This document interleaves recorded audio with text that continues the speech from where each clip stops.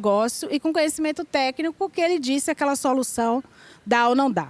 Fizemos o primeiro workshop tem 1 mês e meio. Nossa, foi super aceito, porque eles têm todo um programa de desenvolvimento. Isso, para quem está nessa jornada aqui, é um diferencial profissional. Então, é um trabalho muito interessante. E aqui, para ir finalizando, a gente tem que pensar do Total Experience. Essa jornada, ela tem que ter um cuidado, é uma armadilha. Pode ficar muito Frankenstein, porque é o app de benefício. Toda hora vocês são acionados por alguma empresa querendo vender algum aplicativo, né? E aí você vai fazendo isso, mas você não pensa no User Experience. Você vê que é mais uma camada, né? Vou dar um exemplo, eu fiz uma plataforma de atendimento ao cliente, mas eu não pensei que o meu colaborador usuário ia ter alguma dificuldade em usar. Então, quando eu penso dessa forma, poxa, quem vai usar essa solução para atender cliente? Eu tenho um aplicativo que a gente implantou ano passado para motorista de caminhão, mas eu não pensei como é que aquilo impacta o meu colaborador. Quando eu revisito isso, eu estou usando o User Experience. Quando eu olho esse todo, como é que essas coisas estão conectadas para atendimento das personas diferentes, eu tenho uma persona marítimo, eu tenho uma persona portuário, eu tenho uma persona caminhoneiro e eu tenho uma persona administrativa. Não é a mesma solução para todos. Então, por exemplo, o meu portuário, ele não gosta de usar nada mobile. Não adianta.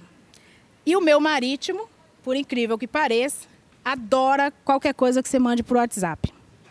Então, você tem que começar também, dentro da empresa, a olhar as pessoas que você tem.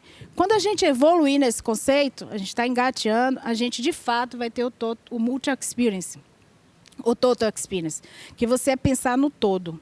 Isso é a evolução da jornada de transformação digital. E aqui, eu já falei para vocês, até 2025, 50% das organizações vão estabelecer uma experiência digital para os colaboradores, de forma estratégica. E isso vai ser um diferencial de engajamento e de retenção. Tá? A outra coisa, a transformação digital é uma jornada de negócio. Ela precisa, de fato, ter um resultado. É para criar vantagem competitiva, é para se proteger contra cyberataques. Muitas empresas parando por cyberataque, a gente tem um plano muito robusto de cyberataque, mas tudo começa com a jornada de transformação cultural. O que é isso? É eu olhar para os meus valores, eu estou dizendo que eu vou fazer inovação e não tem nada escrito nos meus valores e nas minhas competências que diz respeito à inovação. Para o nosso time não faz sentido, porque o discurso tem que corresponder com a prática. E aí a dica do nosso papel. Vocês podem dizer, poxa, Andréa, mas aí você recebeu a área de tecnologia. Mas como a rede de gente, ou uma gerente de desenvolvimento, ou um gerente de recrutamento e seleção, nós precisamos entender que essa jornada vai necessitar de revisitarmos cultura. Opa! E é isso, dicas que eu tenho aqui para vocês. Promover as discussões e alinhamentos sobre o objetivo comum dessa jornada. Não é uma jornada de uma área, não é da área de tecnologia, não é mágica, tá, gente? É uma jornada de médio e longo prazo, com entregáveis definidos, objetivo comum combinado com o C-Level e até com o board, com o conselho. Promover reflexões sobre o que deve ser revisitado na cultura. A gente reescreveu o nosso propósito. Nós reescrevemos nossos valores. Inovação agora é uma competência. Equilíbrio emocional é uma competência. Atitude inclusiva, porque não existe esse movimento sem você ter uma jornada de diversidade e inclusão. E a educação corporativa tem que estar alinhada. Temos que capacitar as pessoas. VBA, BI, metodologia ágil.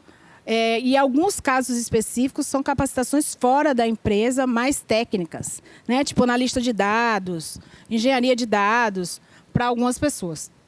E mudar o mindset no nosso time. Foi meu grande desafio, estou trazendo uma experiência prática, mas trabalho todos os anos, muito forte isso, para que a gente seja mais ágil com tecnologia. E aí, de fato, ter, né, o que todo mundo está falando agora é bonito, mas isso acontece na prática, quando a gente fornece processos mais ágeis para o nosso cliente. E, fim, que ela já passou com essa placa aqui, umas 2 vezes, eu passei aqui os 2 minutos. É isso, gente, que eu tinha para falar para vocês. Um orgulho enorme estar aqui. Muito obrigada pela atenção. Estou disponível, tá? Porque é um prazer para a gente trazer, mas, de fato, a gente pensa simples e aquela coisa de todo dia. Muito obrigada.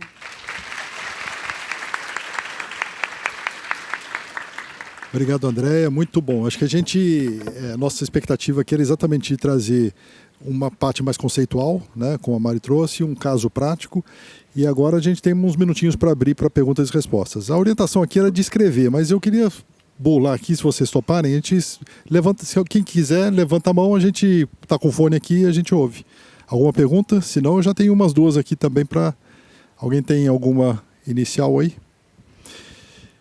Eu queria, então, vou começar então com uma pergunta para a Mari, mas eu queria só, antes de fazer uma pergunta para ela, dizer o seguinte. Na minha abertura aqui, né, na introdução, eu falei bastante de colocar o ser humano no centro, né, dessa questão da transformação humanizada do trabalho. E a gente, aqui na Fijan, tem um monte de pessoas responsáveis por tudo que foi construído lá. Eu queria agradecer muito o Alexandre, que estava aqui, mas acho que saiu, que ele está muito incomodado, porque no passado ele falava: eu sou Alexandre Reis da Fijan. Atualmente ele fala assim: eu sou Alexandre Reis, pai da Mariana. Então ele está mudando o sobrenome dele, porque e vocês entendem depois dessa apresentação da Mari por que ele está se intitulando pai da Mariana, né? Porque realmente a apresentação foi sensacional. Parabéns, viu, Mari?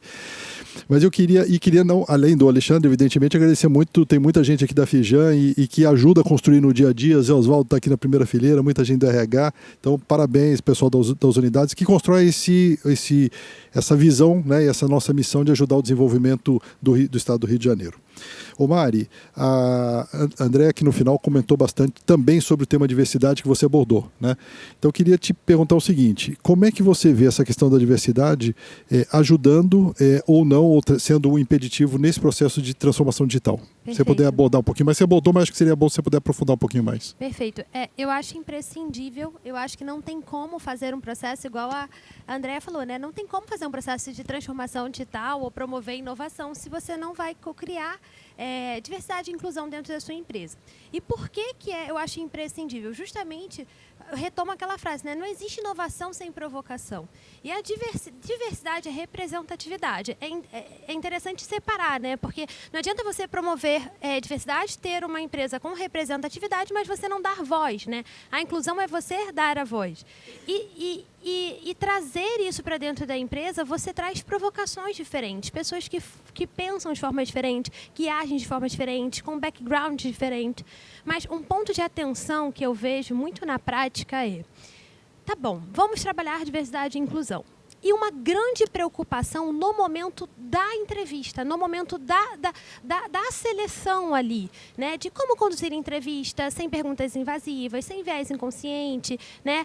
Muito no momento daquele momento. Só que eu provoco vocês a pensarem que aquele momento, ele é uma parte do processo. A gente tem que olhar para a cadeia como um todo.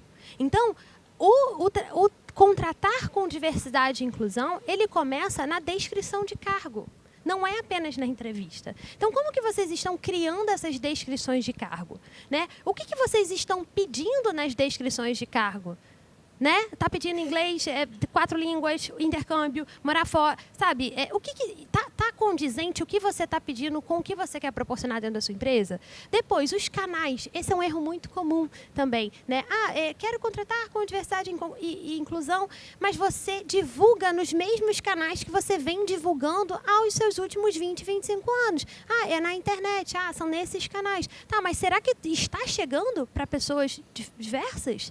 Né? Então, é rever toda a cadeia e, sim, no momento ali do processo seletivo também. Eu sempre faço esse questionamento, porque quando pensa em inovação, transformação digital, para esse processo de entrada de recrutamento, logo pensa, Mariana, eu tenho que contratar um sistema, eu tenho que trazer uma gamificação, eu tenho que trazer várias coisas, e eu já deixo a dica. Qual é uma das maiores reclamações da nova geração em processo seletivo? Mariana, está muito burocrático. muitas etapas, tem muita coisa para eu preencher, muita coisa para eu fazer. Então, a gente tem que tomar cuidado de não estar burocratizando muito esse processo aí inicial de entrada. E o segundo é revisitar, pode ter a melhor tecnologia, como está a sua entrevista hoje? Que perguntas você está fazendo? Muito mais poderoso num processo seletivo do que trazer uma gamificação é que perguntas você está fazendo? Como que você está conduzindo essa entrevista? Que tipo de competências você está avaliando e promovendo, né? Então, no que tange a diversidade e inclusão, é cuidar da jornada como um todo, não só da entrevista. Bacana, Maria. Acho que são dicas importantes aí, valiosas. Se alguém quiser alguma pergunta, levanta a mão, o microfone vai aí, tá, gente? Tudo bem? Então vou... Tem uma ali no fundo, por favor. Tem uma pergunta ali no fundo. Se puder só levar o microfone. Ali no fundo. Enquanto o microfone chega...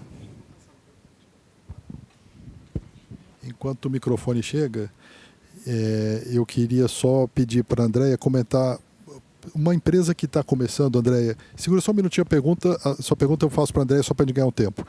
Uma empresa que está começando, não deu ainda os primeiros passos. Que dicas você daria para o RH para dar esses primeiros passos na transformação digital?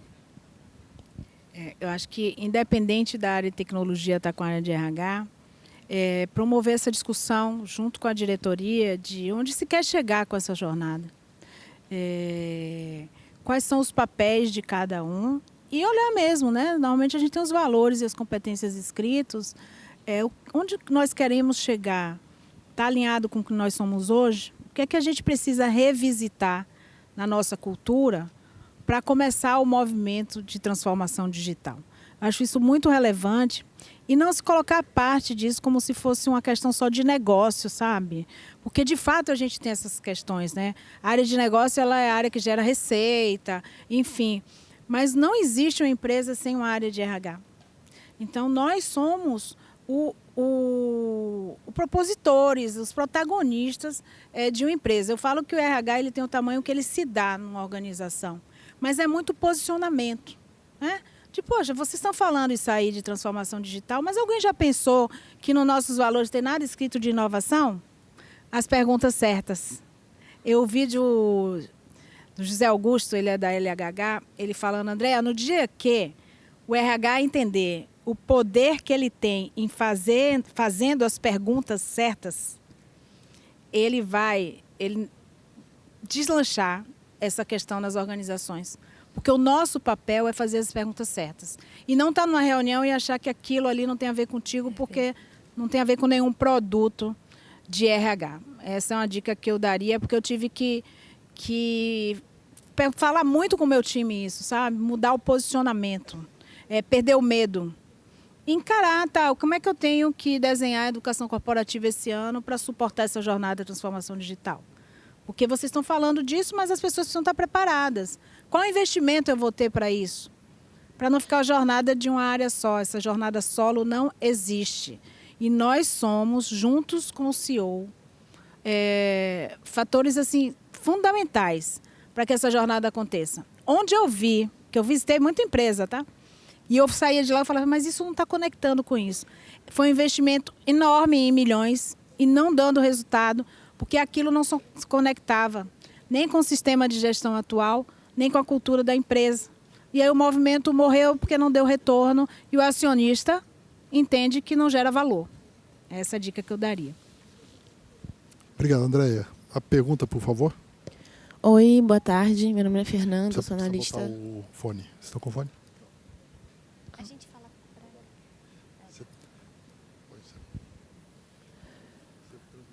Vamos lá. Boa tarde, meu nome é Fernanda, eu sou analista de remuneração na empresa Wilson Sons. A minha pergunta é para a Andréia.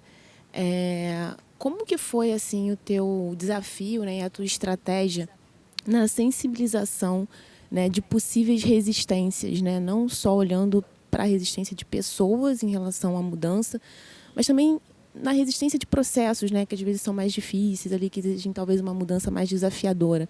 Como que foi esse teu trabalho de sensibilização, assim? Obrigada, Fernanda. Ótima pergunta. Na realidade, quando nós fizemos o workshop de ouvir as dores, foi esse movimento de trazer as pessoas para o jogo. Porque quando ela fala a dor dela e a solução vem via uma transformação digital, uma digitalização, uma automação daquele processo, ela tem a percepção de que você está melhorando a vida dela. É diferente de eu não escutar essa dor e eu venho com uma solução. Aí ela se fecha, porque ela acha que o processo dela atual é melhor do que você está propondo.